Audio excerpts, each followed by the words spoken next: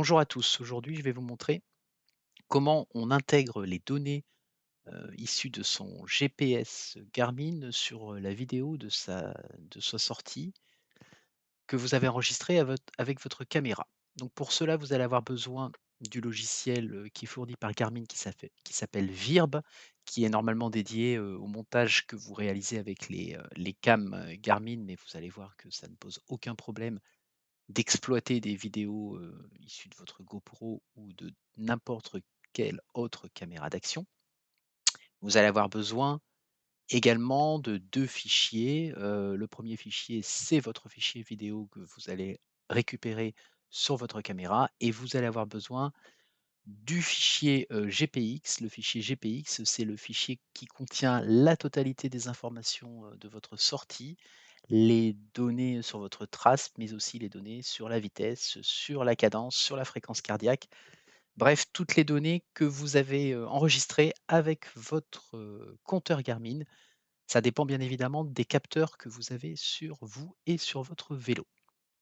Donc une fois que vous avez récupéré, votre vidéo et que vous avez récupéré votre fichier GPX, alors le fichier GPX se récupère sur, Garmin Connect, vous allez, récupérer, votre activité et vous allez, faire un export du GPX. Là encore une fois, c'est une opération qui n'est pas très compliquée. Vous ouvrez ensuite le logiciel Virb et vous allez commencer par, créer une vidéo. Le nom de la vidéo s'affiche ici, par défaut, c'est ma vidéo. On y va, on crée la vidéo. Une fois que la vidéo est créée, vous avez ici, votre timeline et vous avez à gauche ici l'ensemble des menus, la bibliothèque de médias, les modifications, le Gmatrix. Je vais vous expliquer ça tout à l'heure. J'ai mon importation ici de mon fichier, issu de ma caméra. Vous voyez que c'est ma GoPro 283, il dure 7 minutes 25. Donc je l'avais déjà importé, je le glisse ici tout simplement sur ma timeline et je récupère, mon fichier, vidéo ici, voilà, aucun problème. Il est correctement importé et totalement exploitable. La seconde chose à faire, c'est, de récupérer son fichier GPX. Donc ce fichier GPX, vous l'avez exporté depuis Garmin Connect, vous l'avez récupéré sur votre ordinateur et vous allez ensuite, ouvrir, ici, le menu, Gmetrix qui, est le menu qui va vous permettre d'insérer la totalité de vos jauges et de, paramétrer l'écran en fonction des capteurs des données capteurs que vous voulez voir affichées. Alors la première chose à faire, c'est pas du tout modèle, jauge ou aspect, c'est d'aller dans, ici le menu données et d'aller importer son fichier Gmetrix. Donc vous cliquez ici, vous importez le fichier Gmetrix et une fois ce fichier, Gmetrix importé, donc le fichier Gmetrix, c'est le format GPX pardon, celui que vous avez récupéré.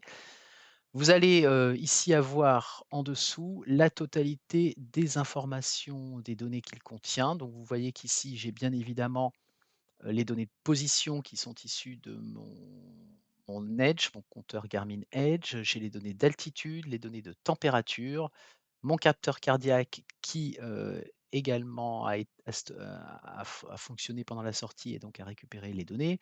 J'ai un capteur de cadence, sur le vélo que j'ai utilisé, donc je vais pouvoir aussi avoir les données de cadence et puis ensuite je retrouve, les vitesses, la distance, la pente, la route et les vitesses 3D enregistrées, vitesse 3D calculées. Vous voyez que toutes ces données-là sont, donc présentes et sont donc toutes issues de mon fichier, GPX ici qui s'appelait activité 83 56, 25. Une fois que vous avez importé à la fois votre vidéo sur votre timeline et vos données, Gmetrix, il faut faire la synchro. C'est-à-dire qu'il faut faire coïncider, les données à la position exacte à laquelle vous étiez au moment où elles ont été enregistrées.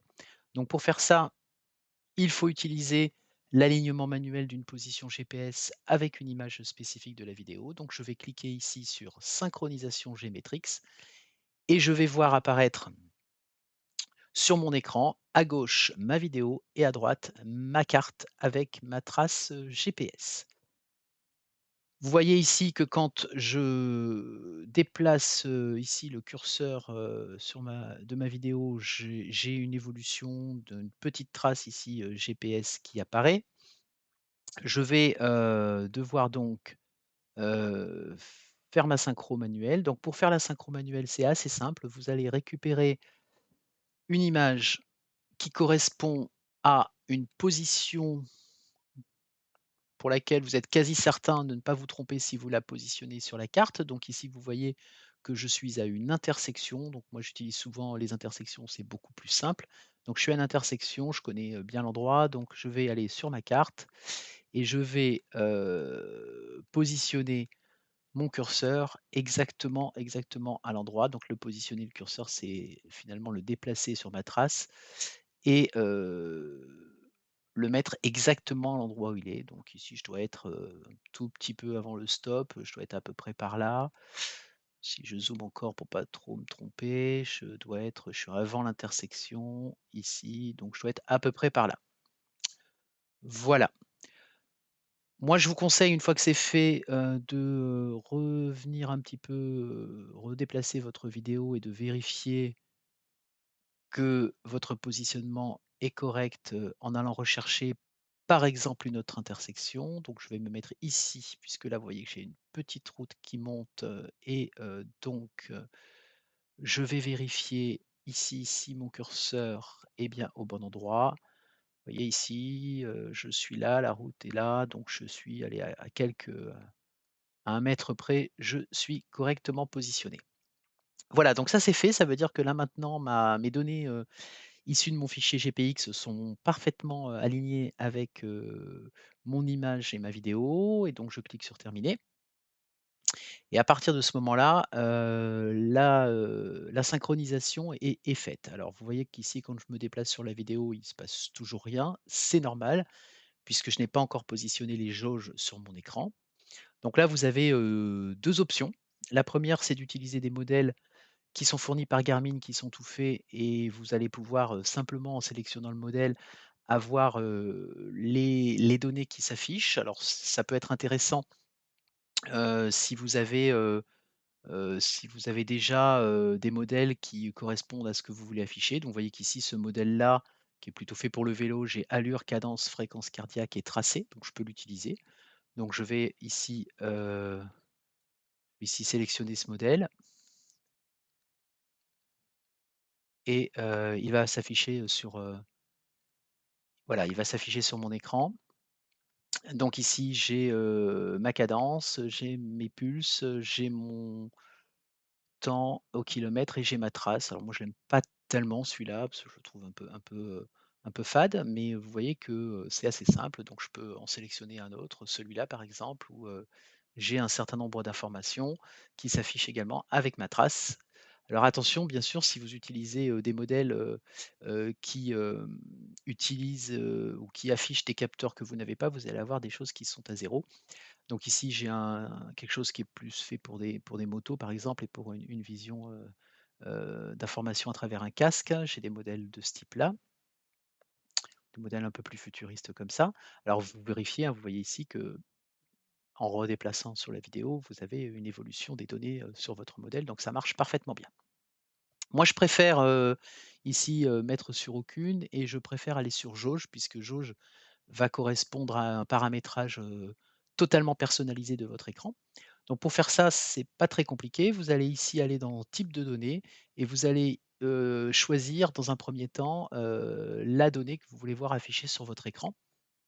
Donc je vais prendre par exemple la donnée de température et puis là je vais avoir toute une série de jauges, qui, sont, proposées et si je veux par exemple, afficher, la température, de façon un peu discrète sur un coin de mon écran, je prends, cette jauge-là par exemple, voilà.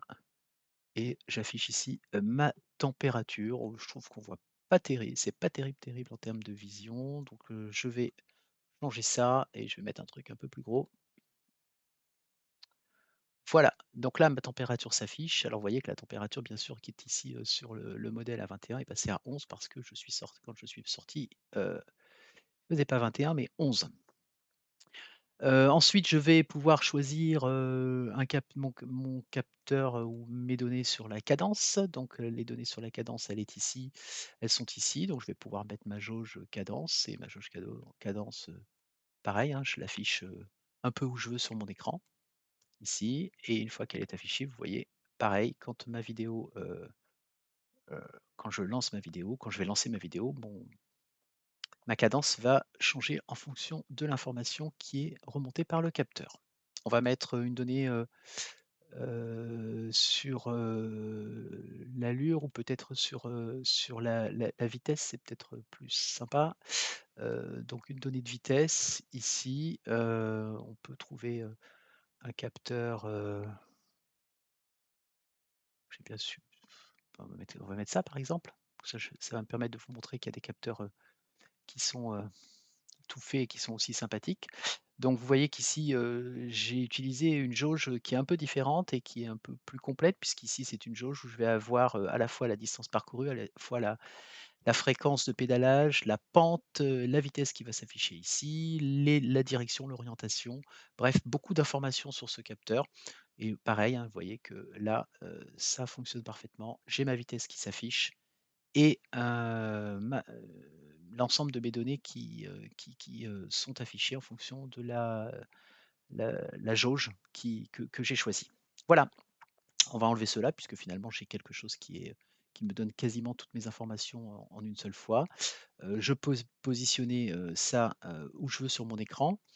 Dernière chose, vous avez la possibilité avec Aspect ici, de modifier, les couleurs, qui sont utilisées pour les jauges. Donc vous avez, 2 nuances et un arrière-plan. Donc ici, vous voyez que j'ai les nuances, rouge, bleu et un arrière-plan noir et je peux bien évidemment changer ça et utiliser une palette de couleurs qui est, peut-être plus en harmonie avec, la vidéo que j'ai, tournée. Donc on va peut-être, voilà, être sur, du vert si je veux rester sur une, ga gamme de couleurs, plus en cohérence avec les teintes et les couleurs utilisées, sur ma vidéo. Voilà, donc une fois que vous avez fait ça, vous allez obtenir un fichier vidéo, qui va, inclure les données issues de votre capteur. Vous allez, ensuite pouvoir faire, ce que vous voulez. Soit vous remontez, la vidéo complète sur Virb, qui est un logiciel assez basique où vous allez pouvoir faire des transitions, des titres, mais il n'y a pas grand-chose et utiliser, des fichiers, son. Mais vous pouvez bien évidemment, exporter cette, vidéo. Vous voyez ici, il y a exporter, vous exportez, dans le format que vous souhaitez et vous allez l'inclure, dans votre logiciel de montage préféré, pour pas, changer vos habitudes par rapport au montage que vous pourriez faire, sans utiliser, cette, option des capteurs embarqués. Voilà, c'est tout pour aujourd'hui. N'hésitez pas à rajouter, des compléments dans les commentaires et poser vos questions si il vous reste encore quelques zones de flou par rapport à ce petit tuto et je vous souhaite de très bonnes sorties. À très bientôt pour, de nouveaux tutoriels sur la chaîne.